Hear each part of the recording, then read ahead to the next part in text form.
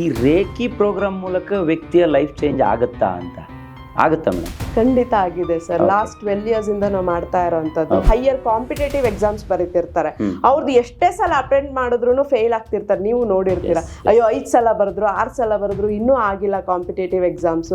ಈ ತರದವ್ರಿಗೂ ಅಷ್ಟೇ ಮೂಲಾಧಾರ ಚಕ್ರ ಹೀಲ್ ಮಾಡ್ಕೊಂಡಾಗ ಡೆಫಿನೆಟ್ಲಿ ದೇ ಕ್ಯಾನ್ ಪಾಸ್. ಈ ಮ್ಯಾನಿಫೆಸ್ಟೇಷನ್ ಮತ್ತೆ ಕರ್ಮ ಇವೆರಡಕ್ಕೂ ಸಂಬಂಧ ಇದೆಯಾ? ಮತ್ತೆ ಇದು ನಮ್ಮ ಲೈಫ್ಗೂ ಕೂಡ ಅಫೆಕ್ಟ್ ಆಗ್ತಾ ಇರುತ್ತಾ ಹೇಗೆ ಅಂತ? ಎಲ್ಲಿ ಅನ್ಕಾನ್ಶಿಯಸ್ಲಿ ನಾವು ಡಿಸಿಷನ್ಸ್ ಅನ್ನು ತಗೋತಾ ಇರ್ತೀವಿ ಅದನ್ನ ಕರ್ಮ ಅಂತೀವಿ. ಯಾವಾಗ ನಾವು ಅನ್ಕಾನ್ಶಿಯಸ್ನ ಕಾನ್ಶಿಯಸ್ ಆಗಿ ಟರ್ನ್ ಮಾಡ್ಕೋತೀವಿ ಅಲ್ಲಿ ಮ್ಯಾನಿಫೆಸ್ಟ್ ಆಗುತ್ತೆ. ಲಾ ಆಫ್ ರಿಸನೆನ್ಸ್ ಅಂತ ಅಂದ್ರೆ ನಾನು ಏನ್ ಅನ್ಕೋತಾ ಇದ್ದೀನಿ ಅದು ನನಗೆ ಫಸ್ಟ್ ಕ್ಲಾರಿಟಿ ಇರ್ಬೋದು.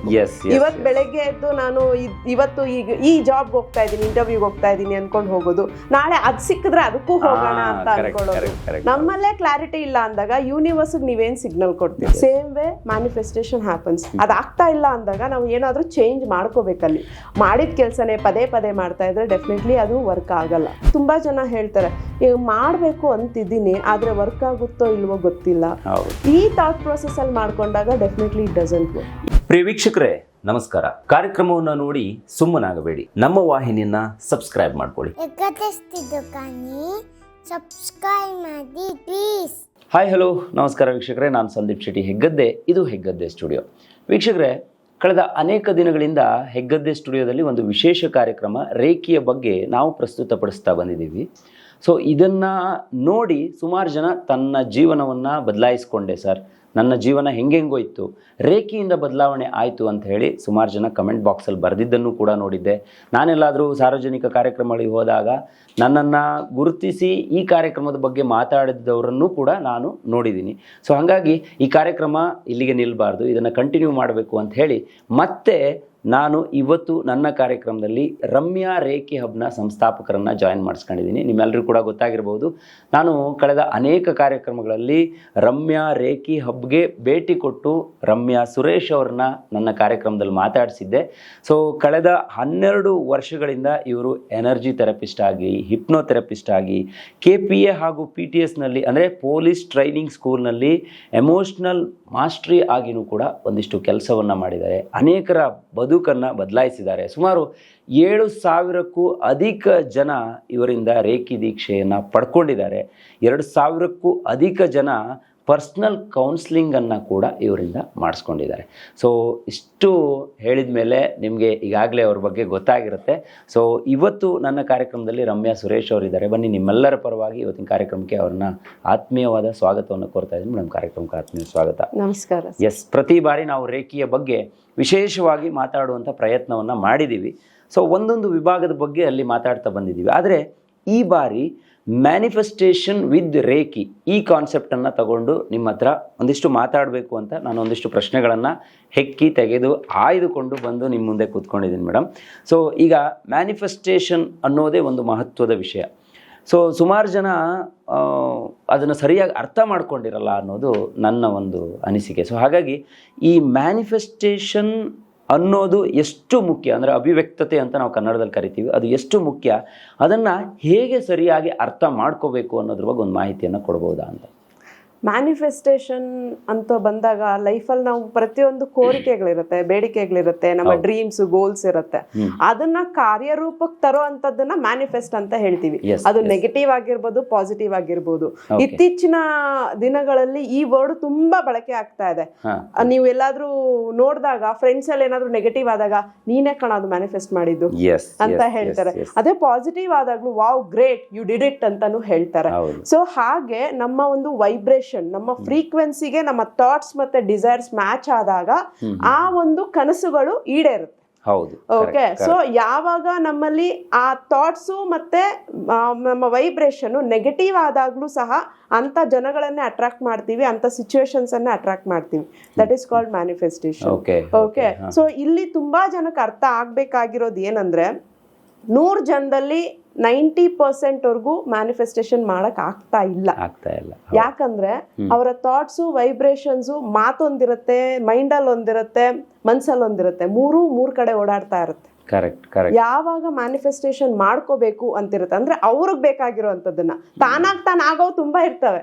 ಕರೆಕ್ಟ್. ಬಟ್ ನಾವ್ ಅನ್ಕೊಂಡಿರೋದ್ ಮಾಡ್ಕೋಬೇಕು ಅಂದಾಗ 3 ಮ್ಯಾಚ್ ಆಗ್ಬೇಕು. ವೈಬ್ರೇಷನ್ ಫ್ರೀಕ್ವೆನ್ಸಿ ಮ್ಯಾಚ್ ಆದಾಗ, ಅಲೈನ್ ಆದಾಗ, ಕಾಸ್ಮಿಕ್ ಎನರ್ಜಿಗಾಗ್ಲಿ ಯೂನಿವರ್ಸ್ಗಾಗ್ಲಿ ನಾವ್ ಏನ್ ಅನ್ಕೊಂಡಿದೀವಿ, ನನಗ್ ಏನ್ ಬೇಕು, ಅದು ನನ್ನ ಡಿಸೈರ್, ಅದು ಬೇರೆ ಯಾರೋ ಹೇಳಿದಂತದ್ದಲ್ಲ, ಬೇರೆ ಯಾರೋ ಅನ್ಕೊಂಡಿರೋಂಥದ್ದಲ್ಲ. ನನ್ ಡಿಸೈರ್ ಏನು? ಕೆಲವೊಬ್ರಿಗೆ ಪ್ಯಾಷನ್ ಇರುತ್ತೆ, ಜಾಬ್ ಇರುತ್ತೆ, ಕನ್ಸೀವ್ ಆಗೋದಿರುತ್ತೆ, ಅವರ ಡ್ರೀಮ್ ಗೋಲ್ ಇರುತ್ತೆ, ಫಾರಿನ್ ವಿಸಿಟ್ಸ್ ಇರುತ್ತೆ, ಈ ತರದ್ದೆಲ್ಲ ಇರುತ್ತೆ. ಸೊ ಅದನ್ನ ಮ್ಯಾನಿಫೆಸ್ಟ್ ಮಾಡಕ್ಕೆ ಅಂತ ಹೋದಾಗ ಆ ಅಲೈನ್ಮೆಂಟ್ ತುಂಬಾ ಮುಖ್ಯ ಆಗತ್ತೆ. ಸೊ ಇಲ್ಲಿ ತುಂಬಾ ಜನ ಮಿಸ್ ಎಲ್ಲ ಆಗ್ತಾರೆ ಅಂದ್ರೆ ಅವರೊಳಗಡೆ ಅನ್ಹೀಲ್ಡ್ ಎಮೋಷನ್ಸ್ ಅಂತ ಇರುತ್ತೆ. ಓಕೆ, ಸೊ ಬಹಳಷ್ಟು ನಾವು ತುಂಬಾ ಸಾರಿ ಮಾತಾಡಿದೀವಿ ಎಮೋಷನ್ಸ್ ಬಗ್ಗೆನೂ ಸಹ. ಸೊ ಅನ್ಹೀಲ್ಡ್ ಎಮೋಷನ್ಸ್ ಇದ್ದಾಗ, ಬ್ಲಾಕೇಜಸ್ ಇದ್ದಾಗ, ಸಿಂಪಲ್ ಎಕ್ಸಾಂಪಲ್, ನಾವೊಂದು ಕರೆನ ಮಾಡ್ತಾ ಇರ್ತೀವಿ, ಒಂದು ಕಾಲ್ ಮಾಡ್ತಾ ಇರ್ತೀವಿ, ನೆಟ್ವರ್ಕ್ ಸರಿ ಇಲ್ಲ ಅಂದಾಗ ನಮ್ಮ ಮಾತು ನಿಮ್ಮವರೆಗೂ ತಲುಪಲ್ಲ. ನಾವೇನ್ ಮಾಡ್ತೀವಿ, ಡಿಸ್ಕನೆಕ್ಟ್ ಮಾಡ್ತೀವಿ, ಸರ್ವರ್ ಅಥವಾ ಎಲ್ಲಿ ಸಿಗ್ನಲ್ ಇದೆ ಅಲ್ಲಿ ಹೋಗಿ ಮತ್ತೆ ಕಾಲ್ ಮಾಡ್ತೀವಿ, then it reach you. Same way manifestation happens. ಅದಾಗ್ತಾ ಇಲ್ಲ ಅಂದಾಗ ನಾವು ಏನಾದ್ರೂ ಚೇಂಜ್ ಮಾಡ್ಕೋಬೇಕಲ್ಲಿ. ಮಾಡಿದ ಕೆಲಸನೇ ಪದೇ ಪದೇ ಮಾಡ್ತಾ ಇದ್ರೆ ಡೆಫಿನೆಟ್ಲಿ ಅದು ವರ್ಕ್ ಆಗಲ್ಲ. ತುಂಬಾ ಹಿರಿಯವರೆಲ್ಲ ಕೆಲವೊಂದು ಮಾತುಗಳನ್ನ ಹೇಳೋದನ್ನ ನಾನು ಕೇಳಿಸ್ಕೊಂಡಿದ್ದೆ. ಕೆಲವೊಬ್ರು ಹೇಳ್ತಾರೆ, ನೀನ್ ಏನಾದ್ರೂ ಮಾಡ್ಬೇಕು ಅಂದ್ರೆ ಅದನ್ನ ಅಂದುಕೋ ಅಂತ. ಬಹುಶಃ ಇವತ್ತಿನ ದಿನದಲ್ಲಿ ನಾವು ಸಾವಿರಾರು ಅಂದ್ಕೊಂಡ್ ಬಿಡ್ತೀವಿ, ಹಂಗಾಗಿ ಅದು ಸರಿಯಾದ ರೂಟ್ ಇರೋದಿಲ್ಲ. ಈಗ ಹಂಸಲೇಖ ಅವರು ಒಂದು ಮಾತು ಹೇಳ್ತಾ ಇದ್ರು, ಅಂದುಕೋ ಆಗುವೆ, ಆಗುವುದಾದ್ರೆ ದೇವರೇ ಆಗುವೆ ಅಂತ ಹೇಳ್ತಾ ಇದ್ರು. ಬಹುಶಃ ನಾನು ವೀಕ್ಷಕರಿಗೆ ಹೇಳೋದು ಅಷ್ಟೇ, ನೀವೇನಾದ್ರೂ ಲೈಫಲ್ಲಿ ಸಕ್ಸಸ್ ಆಗಬೇಕು, ಇಲ್ಲ ನಾನು ಈ ಥರ ಆಗಬೇಕು ಅಂದರೆ ಒಂದು ಸಣ್ಣದಾಗಿ ಅಂದ್ಕೊಳ್ಳಿ. ಸೊ ಬಹುಶಃ ಸರಿಯಾಗಿ ಅಂದ್ಕೋಬೇಕು. ಅದನ್ನು ಯಾವುದೋ ಅರ್ಧಂಬರ್ಧ ಅಂದ್ಕೊಳ್ಳೋದು, ಸರಿಯಾದ ರೂಟ್ ಇಲ್ಲದೆ ಅಂದ್ಕೊಳ್ಳೋದು ಕೂಡ ಪ್ರಾಬ್ಲಮ್ ಆಗುತ್ತೆ ಅನ್ನೋದೇ ಇವತ್ತಿನ ಎಪಿಸೋಡ್ನ ಮೂಲ ಉದ್ದೇಶ. ಅಥವಾ ಅದನ್ನು ನಾವು ಹೇಳಬೇಕು ಅಂದ್ಕೊಂಡಿದ್ದು ಅದೇ ಮ್ಯಾಟ್ರು. ಮೇಡಮ್, ಇದನ್ನು ಈಗ ಸುಮಾರು ಜನ ಹೇಳ್ಬೋದು, ಇದಕ್ಕೆ ಏನಾದರೂ ಪ್ರೋಸೆಸ್ ಇದೆಯಾ, ಸ್ಟೆಪ್ ಇದೆಯಾ, ಅಥವಾ ಏನಾದರೂ ಸೀಕ್ರೆಟ್ಸ್ ಇದೆಯಾ ಅಂತ ಅದ್ರ ಬಗ್ಗೆ ಒಂದು ಮಾಹಿತಿ ಕೊಡ್ಬೋದಾ? ಖಂಡಿತ ಸೀಕ್ರೆಟ್ಸ್ ಇದೆ. ನಾವು ಹೇಳಿದಾಗೆ 90% ಪೀಪಲ್ ಕಾಂಟ್ ಮ್ಯಾನಿಫೆಸ್ಟ್. ಯಾಕೆ ಅಂತ ಬಂದಾಗ ಅದರಲ್ಲಿ ಲಾ ಆಫ್ ಅಟ್ರಾಕ್ಷನ್ ಅಲ್ಲಿ ಲಾ ಆಫ್ ಕಮ್ಯುನಿಕೇಶನ್ ಇರ್ಬೋದು, law of clarity, law of resonance, law of belief, ಈ ತರ ತುಂಬಾ ಬರುತ್ತೆ. ಅದರಲ್ಲಿ ತುಂಬಾ ಟಾಪ್ ಅಲ್ಲಿರುವಂತದ್ದು 3. ಒಂದು ಲಾ ಆಫ್ ರಿಸನೆನ್ಸ್ ಅಂತ ಅಂದ್ರೆ ನಾನು ಏನ್ ಅನ್ಕೋತಾ ಇದ್ದೀನಿ ಅದು ನನಗೆ ಫಸ್ಟ್ ಕ್ಲಾರಿಟಿ ಇರ್ಬೇಕು. ಇವತ್ ಬೆಳಗ್ಗೆ ಎದ್ದು ನಾನು ಇವತ್ತು ಈಗ ಈ ಜಾಬ್ ಹೋಗ್ತಾ ಇದ್ದೀನಿ, ಇಂಟರ್ವ್ಯೂಗೆ ಹೋಗ್ತಾ ಇದ್ದೀನಿ ಅನ್ಕೊಂಡು ಹೋಗೋದು, ನಾಳೆ ಅದ್ ಸಿಕ್ಕಿದ್ರೆ ಅದಕ್ಕೂ ಹೋಗೋಣ ಅಂತ ಅನ್ಕೊಳ್ಳೋದು. ನಮ್ಮಲ್ಲೇ ಕ್ಲಾರಿಟಿ ಇಲ್ಲ ಅಂದಾಗ ಯೂನಿವರ್ಸ್ ನೀವೇನ್ ಸಿಗ್ನಲ್ ಕೊಡ್ತೀವಿ, ಅಂದ್ಕೊಳ್ಳೋದ್ರಲ್ಲಿ ಒಂದು ಕ್ಲಾರಿಟಿ ಇರಬೇಕು. ಮೇನ್ ಆಗಿ ನಮ್ಗೆ ಫಸ್ಟ್ ಕ್ಲಾರಿಟಿ ಬರ್ಬೇಕು. ಅದನ್ನ ನಾವು ಕ್ಲಿಯರ್ ಆಗಿ ಯೂನಿವರ್ಸ್ಗೆ ಕೊಟ್ಟಾಗ ಸೇಮ್ ಫ್ರೀಕ್ವೆನ್ಸಿ ನಮಗ್ ಮ್ಯಾಚ್ ಆಗುತ್ತೆ. ತುಂಬಾ ಜನ ಸರಿಯಾಗಿ ಅನ್ಕೊಳ್ಳಲ್ಲ, ಯೂನಿವರ್ಸ್ ಹೇಳಲ್ಲ, ಏನೂ ಇಲ್ಲ ಮೇಡಮ್. ಈ ಕ್ಲಾರಿಟಿ ಇದೆಲ್ಲ ಸಿಗ್ಬೇಕು ಅಂದ್ರೆ ಬಹುಶಃ ಪ್ರತಿಯೊಬ್ಬ ಮನುಷ್ಯನು ಒಂದು ರೇಖಿ ಅನ್ನುವಂಥದ್ದನ್ನ ಕಲ್ತ್ಕೊಂಡ್ರೆ ಬೆಸ್ಟ್ ಅಂತ ನನಗೆ ಅದೊಂದು ಮೂಲಭೂತ ಹಕ್ಕು ತರ ಆಗ್ಬೇಕು. ಹೌದು.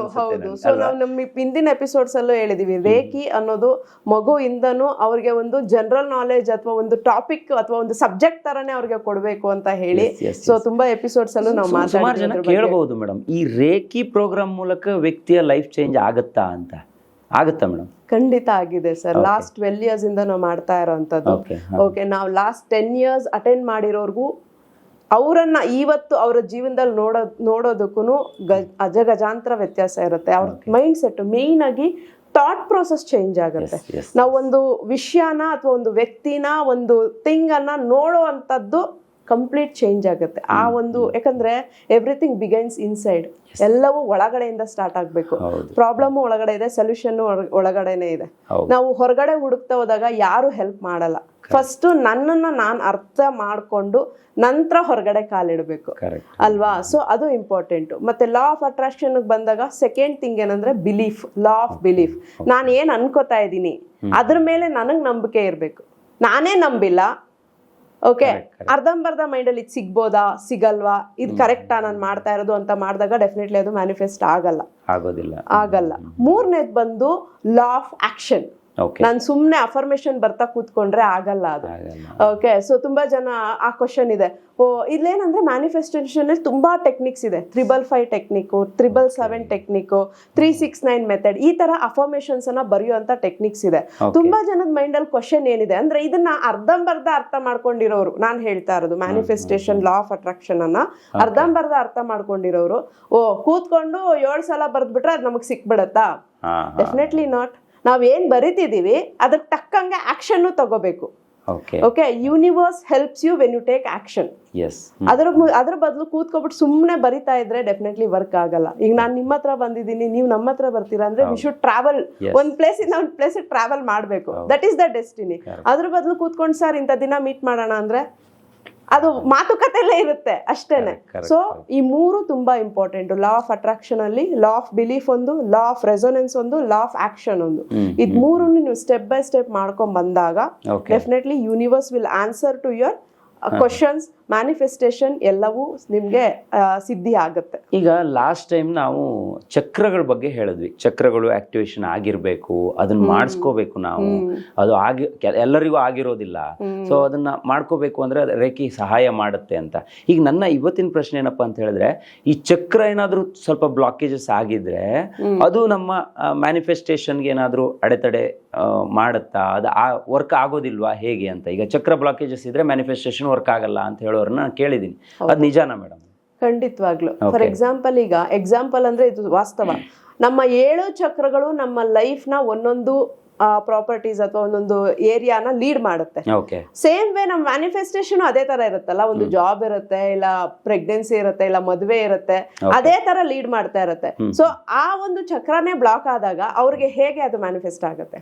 ಎನರ್ಜಿ ಕ್ಲಿಯರ್ ಇರಲ್ಲ, ಕ್ಲಾರಿಟಿ ಇರಲ್ಲ.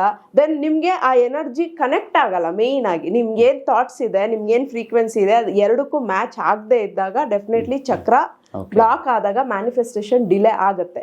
ಇಲ್ಲಿ ನಮ್ಮ ರೇಖಿ ಹೆಲ್ಪ್ ಮಾಡುತ್ತೆ. ಸೊ ಯಾಕಂದ್ರೆ ನಾವು ವಿ ಟೀಚ್ ಚಕ್ರ ಮೆಡಿಟೇಷನ್ ಅನ್ನ ಟೀಚ್ ಮಾಡ್ತೀವಿ, ಚಕ್ರ ಹೀಲಿಂಗ್ ಅನ್ನ ಟೀಚ್ ಮಾಡ್ತೀವಿ. ಅಂಡ್ ಐ ಡು ಟೀಚ್, ಇದು ನನ್ನ ಪರ್ಸನಲ್ ಎಕ್ಸ್ಪೀರಿಯನ್ಸ್. ಚಕ್ರಗಳನ್ನ ಕಾಂಬಿನೇಷನ್ ಅಲ್ಲಿ ಹೀಲ್ ಮಾಡ್ಕೋಬೇಕು. ಸಿಂಗಲ್ ಚಕ್ರನೇ ಹೀಲ್ ಮಾಡ್ತಾ ಇದ್ರೆ ಅದು ವರ್ಕ್ ಆಗಲ್ಲ. ಇಲ್ಲ ಕೂತ್ಕೊಂಡು ಡೈಲಿ ಎಲ್ಲಾ ಚಕ್ರನು ಮೆಡಿಟೇಷನ್ ಮಾಡೋದ್ರಿಂದನೂ ವರ್ಕ್ ಆಗಲ್ಲ. ಸೊ ಕಾಂಬಿನೇಷನ್ ಅಂತ ಇರುತ್ತೆ. ನಮ್ಮ ಮೂಲಾಧಾರ ಚಕ್ರ, ಅನಾಹತ ಚಕ್ರ ಕಾಂಬಿನೇಷನ್ ಅಲ್ಲಿ ಹೀಲ್ ಮಾಡ್ಕೊಂಡಾಗ ನೀವು ಬಿಸ್ನೆಸ್ ಬಗ್ಗೆ ಬೆಳಿಬೇಕು ಅಂತಿದ್ದೀರಾ, ನಿಮ್ ಡ್ರೀಮ್ ಜಾಬ್ ಬಗ್ಗೆ ಮಾಡ್ಬೇಕಂತಿದ್ರೆ, ಇಲ್ಲ ಹೈಯರ್ ಕಾಂಪಿಟೇಟಿವ್ ಎಕ್ಸಾಮ್ಸ್ ಬರೀತಿರ್ತಾರೆ, ಅವ್ರದ್ದು ಎಷ್ಟೇ ಸಲ ಅಟೆಂಡ್ ಮಾಡಿದ್ರು ಫೇಲ್ ಆಗ್ತಿರ್ತಾರೆ. ನೀವು ನೋಡಿರ್ತೀರಾ, ಅಯ್ಯೋ 5 ಸಲ ಬರೆದ್ರು, 6 ಸಲ ಬರೆದ್ರು, ಇನ್ನೂ ಆಗಿಲ್ಲ ಕಾಂಪಿಟೇಟಿವ್ ಎಕ್ಸಾಮ್ಸ್. ಈ ತರದವ್ರಿಗೂ ಅಷ್ಟೇ ಮೂಲಾಧಾರ ಚಕ್ರ ಹೀಲ್ ಮಾಡ್ಕೊಂಡಾಗ definitely they can pass. Okay, ಯಾಕಂದ್ರೆ ಮೂಲಾಧಾರ ಚಕ್ರ ಈಸ್ ಅಬೌಟ್ ನಮ್ಮ ಲೈಫ್ ಸ್ಟೈಲ್, ನಮ್ಮ ಜಾಬ್, ನಮ್ಮ ಮೆಟೀರಿಯಲಿಸ್ಟಿಕ್ ಲೈಫ್ ಮೇನ್ ಆಗಿ. ಸೊ ಆ ತರ ಹೀಲ್ ಮಾಡುತ್ತೆ. ಸೊ ಚಕ್ರಗಳನ್ನ ನಾವು ಎನಿ ಟೈಮ್ ಅದನ್ನ ಬ್ಯಾಲೆನ್ಸಿಂಗ್ ಆಗಿ ಇಟ್ಕೋಬೇಕು. ರೇಖಿಯಿಂದ ಎನಿ ಟೈಮ್ ನೀವು ಆ ಒಂದು ಎನರ್ಜಿನ ಪರ್ ಡೇ ಜಸ್ಟ್ 3 minutes ಅಂತ ಯೂಸ್ ಮಾಡ್ಕೊಂಡ್ರು, 3 minutes ಹೀಲ್ ಮಾಡ್ಕೊಂಡ್ರು, you will be very active. Okay, so manifestation ಅಂತ ಬಂದಾಗ ನಿಮ್ಗೆ ಯಾವ ಫೀಲ್ಡ್ ಅಲ್ಲಿ ನೀವು ಮುಂದೆ ಹೋಗ್ತಾ ಇದ್ದೀರಾ, ಏನನ್ನ ಮ್ಯಾನಿಫೆಸ್ಟ್ ಮಾಡ್ಬೇಕು ಅಂತಿದ್ದೀರಾ, ಅದಕ್ಕೆ ಯಾವ್ದು ಚಕ್ರ ನಿಮ್ಗೆ ಆಕ್ಟಿವ್ ಆಗಿರ್ಬೇಕು ಅದನ್ನ ತಿಳ್ಕೊಂಡು ಅದ್ರ ಜೊತೆನಲ್ಲಿ ನೀವು ಹೀಲ್ ಮಾಡ್ಕೊಂಡು ರೇಖಿಯಿಂದ ಮ್ಯಾನಿಫೆಸ್ಟ್ ಮಾಡ್ಕೊಂಡಾಗ, ಅಂಡ್ ಲಾ ಆಫ್ ಅಟ್ರಾಕ್ಷನ್ ಒಂದು ಹಂತದಲ್ಲಿ ವರ್ಕ್ ಆಗ್ತಾ ಇರ್ಬೇಕಾದ್ರೆ ರೇಖಿನ ನೀವು ಅದ್ರ ಜೊತೆ ಪ್ರಾಕ್ಟೀಸ್ ಮಾಡಿದಾಗ ಡೆಫಿನೆಟ್ಲಿ ನಿಮ್ಗೆ 100x ಪವರ್ ಅಲ್ಲಿ ವರ್ಕ್ ಆಗುತ್ತೆ ಅದು. Because it helps to remove your blockages. ನಾವು ಬ್ಲಾಕೇಜಸ್ ಇಟ್ಕೊಂಡು ಮ್ಯಾನಿಫೆಸ್ಟ್ ಮಾಡಕ್ ಆಗಲ್ಲ.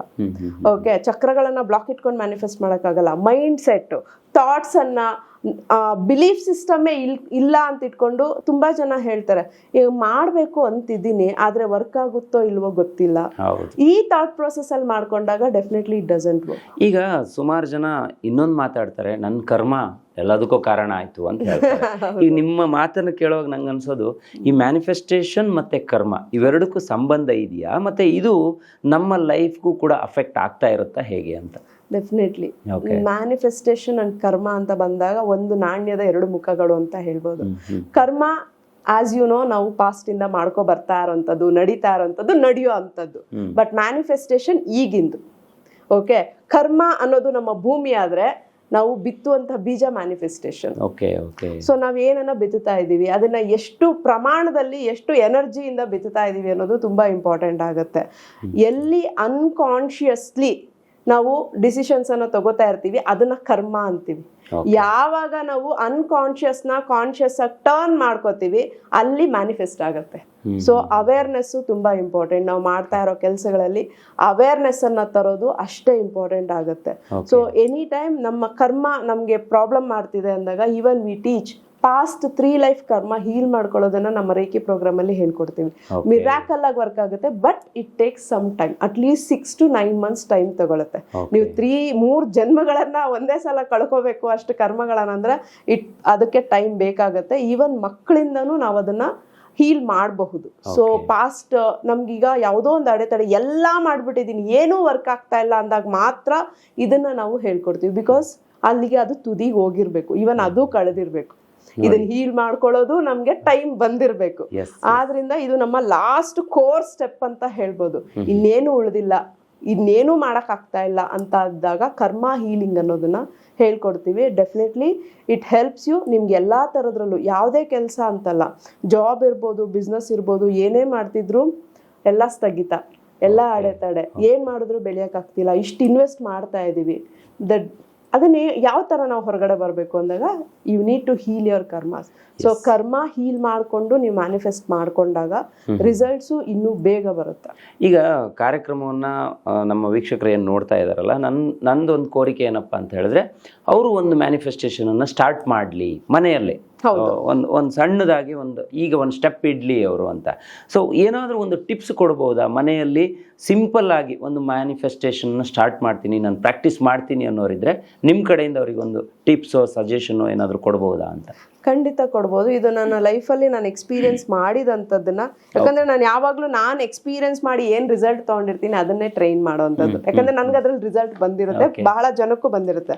ಇದನ್ನ ನಾವು ಯೆಲ್ಲೋ ಪೇಪರ್ ಅಂತ ಕರಿತೀವಿ. ಓಕೆ, ಈ ತರದ್ದು ಯೆಲ್ಲೋ ಶೀಟ್ಸ್ ಸಿಗುತ್ತೆ. ಓಕೆ, ಈ ಯೆಲ್ಲೋ ಶೀಟ್ಸ್ ಅನ್ನ ತಗೊಂಡು ಫಸ್ಟ್ ನಾವು ಒಂದು ಈ ತರ ಡ್ರಾ ಮಾಡ್ಕೋಬೇಕಾಗತ್ತೆ. ಈ ತರ ಇದೇನು ಅಂದ್ರೆ ನಮ್ಮ ಔರ, ನಮ್ಮ ಔರಾನ ಡ್ರಾ ಮಾಡ್ಕೋಬೇಕು. ಔರಾನ ಡ್ರಾ ಮಾಡ್ಕೊಂಡು ಈ ತರ ರೇಸ್, ಈ ರೇಸ್ ಅನ್ನ ನಾವು ಎಲ್ಲಾ ಕಡೆ ಹಾಕ್ಬೇಕು. ಈ ತರ ನೋಡಿ, ಸುತ್ತ ಈ ತರ ಹಾಕ್ತೀವಿ. ಏನಂದ್ರೆ ಇದು ನಮ್ಮ ಕಾಸ್ಮಿಕ್ ಎನರ್ಜಿ ನಮ್ಮ ಒಳಗಡೆ ಬರ್ತಾ ಇದೆ ಅಂತ. ಮತ್ತೆ ನಮ್ಗೆ ಏನ್ ಬೇಕು ಅದನ್ನ ಕ್ಲೀನ್ ಆಗಿ ಸ್ಪೆಸಿಫೈಡ್ ಆಗಿ ಬರಿಬೇಕು. ಕ್ಲೀನ್ ಆಗಿ ಅದು ಯಾವ ತರ, ಫಾರ್ ಎಕ್ಸಾಂಪಲ್ ನಾವು ಒಂದು ಮನೆ ತಗೋತೀವಿ ಅಂದ್ರೆ ಯಾವ ಏರಿಯಾದಲ್ಲಿ ಎಷ್ಟು ಸೈಟು, ಎಷ್ಟು ದುಡ್ಡು, ಎಷ್ಟ್ರಲ್ಲಿ ಕಟ್ಸಿದೀವಿ, ಆ ಮನೆ ಒಳಗಡೆ ಏನೇನೆಲ್ಲ ಇರುತ್ತೆ, ಈ ತರ ಸ್ಮಾರ್ಟ್ ವೇ ಅಂತ ಕರೀತಾರೆ. ಆ ತರ ನಾವು ಬರ್ದು ಇದನ್ನ ನಾವು ಡೈಲಿ ರೇಖಿ ಇದ್ರೆ ರೇಖಿಯಿಂದ ಹೀಲಿಂಗ್ ಮಾಡ್ತೀವಿ. ಅಕಸ್ಮಾತ್ ನೀವು ಇನ್ನು ರೇಖಿ ಕಲ್ತಿಲ್ಲ ಅಂದ್ರೆ ಡೈಲಿ ಇದನ್ನ ನೋಡ್ಕೊಂಡು ನೀವು ಅದನ್ನ ಆಗಿದೆ ಅನ್ನೋದನ್ನ ವಿಜುವಲೈಸ್ ಮಾಡ್ಕೊಂಡು ಹೋಗುವಂಥದ್ದು. ಇದು ತುಂಬಾ ಮಿರಾಕಲ್ ಆಗಿ ವರ್ಕ್ ಆಗುತ್ತೆ. ನೀವು ಈ ತರ ಎಷ್ಟು ಅಫರ್ಮೇಶನ್ಸ್ ಇದೆ ಅಥವಾ ಎಷ್ಟು ನಿಮ್ಗೆ ಗೋಲ್ಸ್ ಇದೆ ಅಷ್ಟನ್ನು ಬರ್ಕೋಬಹುದು. ಓಕೆ, ಸೊ ಈ ಒಂದು ಯೆಲ್ಲೋ ಪೇಪರ್ ಮತ್ತೆ ರೆಡ್ ಪೆನ್, ನೀವು ರೇಖಿ ಕಲ್ತಿದ್ರೆ ಅಲ್ಲಿ ನಮ್ಮ ರೇಖಿ ಚಿಹ್ನೆಗಳನ್ನು ಸಹ ನಾವು ಹಾಕ್ಬೋದು. ಇಲ್ಲ ಅಂದ್ರೆ ಈ ತರ ಬರ್ದು ಕ್ಲೀನ್ ಆಗಿ ಕ್ಲಿಯರ್ ಆಗಿ ಬರ್ದು ಡೈಲಿ ಇದನ್ನ ನಾವು ಅದನ್ನ ಅದಾಗಿರೋದನ್ನ ವಿಜುವಲೈಸ್ ಮಾಡ್ಕೊಂಡು ಹೋಗೋದ್ರಿಂದ ಡೆಫಿನೆಟ್ಲಿ ಇದು ನಿಮ್ಗೆ ಹೆಲ್ಪ್ ಆಗುತ್ತೆ. ಇದು ಒಂದು ನಮ್ಮ ವೀಕ್ಷಕರಿಗೆ ಒಂದು ಟಿಪ್ಸ್ ಇದು. ಸೊ ಇದನ್ನ ಫಾಲೋ ಮಾಡಬಹುದು, ಸ್ಟಾರ್ಟ್ ಮಾಡಬಹುದು. ಇದಕ್ಕೆ ಯಾವುದೇ ತರ ದೀಕ್ಷೆ ಆಗ್ಲಿ ಮತ್ತೊಂದಾಗ್ಲಿ ಬೇಕಾಗಿಲ್ಲ. ನೀವು ಬರೆಯೋದ್ರ ಮೇಲೆ ಸ್ವಲ್ಪ ಗಮನ ಇಟ್ಟು ಬರಿಬಹುದು. ಎಸ್, ನೋಡಿ ವೀಕ್ಷಕರೇ, ಸೊ ಇದನ್ನ ಸದ್ಬಳಕೆ ಮಾಡ್ಕೊಳ್ಳಿ. ಯಾಕಂತ ಹೇಳಿದ್ರೆ ರಮ್ಯಾ ರೇಖಿ ಹಬ್ನ ರಮ್ಯಾ ಸುರೇಶ್ ಅವರು ಈ ಮಾತನ್ನು ಹೇಳ್ತಿದ್ದಾರೆ ಅಂದರೆ ಅದಕ್ಕೆ ನಿಜವಾಗ್ಲೂ ಒಂದು ಮೀನಿಂಗ್ ಇರುತ್ತೆ, ಅರ್ಥ ಇರುತ್ತೆ. ಮತ್ತು ಅವರು ಸಾವಿರಾರು ಜನರನ್ನು ಇವರು ನೋಡಿರ್ತಾರೆ. ಸೊ ಹಂಗಾಗಿನೇ ಈ ಬಗ್ಗೆ ಒಂದು ಮಾಹಿತಿಯನ್ನು ಅವರಿಂದ ಕೊಡಿಸುವಂಥ ಪ್ರಯತ್ನವನ್ನು ಮಾಡಿದ್ದೀನಿ. ಜೊತೆಗೆ ಇವರ ಕಾಂಟ್ಯಾಕ್ಟ್ ನಂಬರನ್ನು ಕೂಡ ಡಿಸ್ಪ್ಲೇ ಮಾಡಿದ್ದೀನಿ. ಯಾರಾದರೂ ರಮ್ಯಾ ಮೇಡಮ್ ಅವ್ರನ್ನ ಕಾಂಟ್ಯಾಕ್ಟ್ ಮಾಡಬೇಕು ಅಂದರೆ ನೇರವಾಗಿ ಕಾಂಟ್ಯಾಕ್ಟ್ ಮಾಡ್ಬೋದು. ಒಂದು ಸಲ ಡಿಸ್ಕ್ರಿಪ್ಷನ್ ಬಾಕ್ಸನ್ನು ಕಂಪ್ಲೀಟಾಗಿ ರೀಡ್ ಮಾಡ್ಕೊಳ್ಳಿ. ನಿಮಗೆ ಇನ್ನೂ ಫರ್ದರ್ ಇನ್ಫಾರ್ಮೇಷನ್ನು ಅಥವಾ ಇವರಿಂದ ಮ್ಯಾನಿಫೆಸ್ಟೇಷನು ಅಥವಾ ರೇಖಿನೋ ಏನಾದರೂ ಕಲಿಬೇಕು ಅಂದರೆ ಅದನ್ನು ಹೇಗೆ ಕಲಿಬಹುದು, ಅದಕ್ಕೆ ಹೇಗೆ ಜಾಯಿನ್ ಆಗಬಹುದು, ಇದೆಲ್ಲದ್ರ ಬಗ್ಗೆ ಡೀಟೇಲ್ ಮಾಹಿತಿ ಡಿಸ್ಕ್ರಿಪ್ಷನ್ ಬಾಕ್ಸಲ್ಲಿ ಇರುತ್ತೆ ಅಂತ ಹೇಳ್ತಾ ಇವತ್ತಿನ ಕಾರ್ಯಕ್ರಮದಲ್ಲಿ ನೀವು ಭಾಗವಹಿಸಿ ಇಷ್ಟೆಲ್ಲ ಮಾಹಿತಿಯನ್ನು ಕೊಟ್ಟರಿ. ನಮ್ಮ ಹೆಗ್ಗದ್ದೆ ಸ್ಟುಡಿಯೋದ ಎಲ್ಲ ವೀಕ್ಷಕರ ಪರವಾಗಿ ತುಂಬ ಧನ್ಯವಾದಗಳು. Thank you. ನೋಡಿದ್ರಲ್ಲ ವೀಕ್ಷಕರೇ, ಇದು ಇವತ್ತಿನ ವಿಶೇಷ. ಸೊ ಇದೇ ರೀತಿಯ ಕಾರ್ಯಕ್ರಮಕ್ಕೆ ನಮ್ಮ ಹೆಗ್ಗದ್ದೆ ಸ್ಟುಡಿಯೋನ ಫಾಲೋ ಮಾಡ್ತಾ ಇರಿ. ನಾಳೆ ಮತ್ತೊಂದು ವಿಚಾರದ ಜೊತೆ ರಮ್ಯಾ ಸುರೇಶ್ ಅವರ ಜೊತೆ ನಾನು ಮಾತಾಡ್ತೀನಿ. ಅಲ್ಲಿವರೆಗೂ ಸ್ಟೇ ಟ್ಯೂನ್ ಹೆಗ್ಗದ್ದೆ ಸ್ಟುಡಿಯೋ.